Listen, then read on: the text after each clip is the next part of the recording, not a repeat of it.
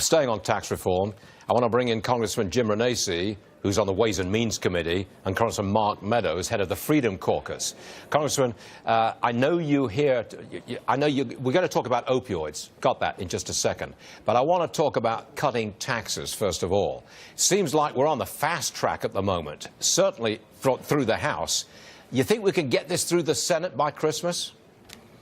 Well, Stuart, I'd start first only by telling you I appreciate you having me back on with my friend Mark Meadows to talk about tax reform and opioids.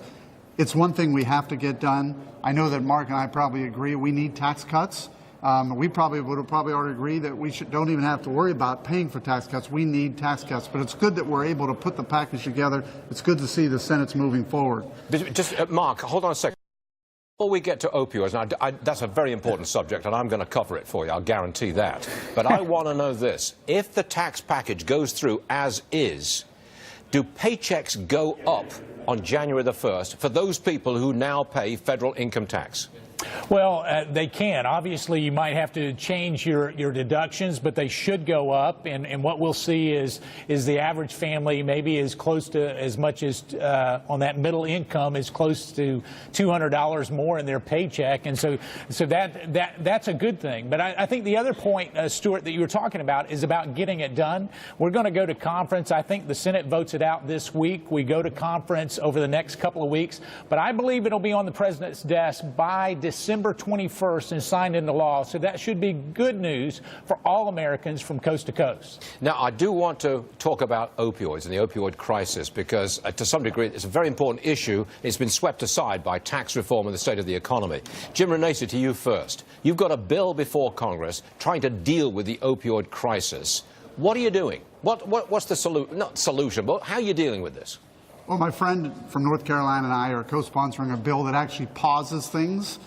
Put some reforms in when it comes to prescriptions. Let's face it, 80% of heroin addicts end up getting there starting with opioids. We got to make sure that the prescriptions, we have some kind of a standard that starts there, but also it does some other things. It starts to look at how we got here. Let's look at our policies that put us in this place, and then let's also look at policies going forward. Maybe the 7-day prescription is not the answer. It asks the FDA to start looking at other things that can be done. So it's a broad solution to a problem. Let's face it, Ohio, #1 state for opioid overdose and addiction. Yeah, a terrible story. Mark Meadows, is there any provision in this legislation for paying for getting people off opioids? You know, we haven't concentrated as much on that. Obviously, that is one component of the overall legislation that we're looking at. One of the things that Jim was talking about is that prescription for those first-time opioid users. We actually work with physicians. What we don't want to do is take their ability to prescribe out of their hands.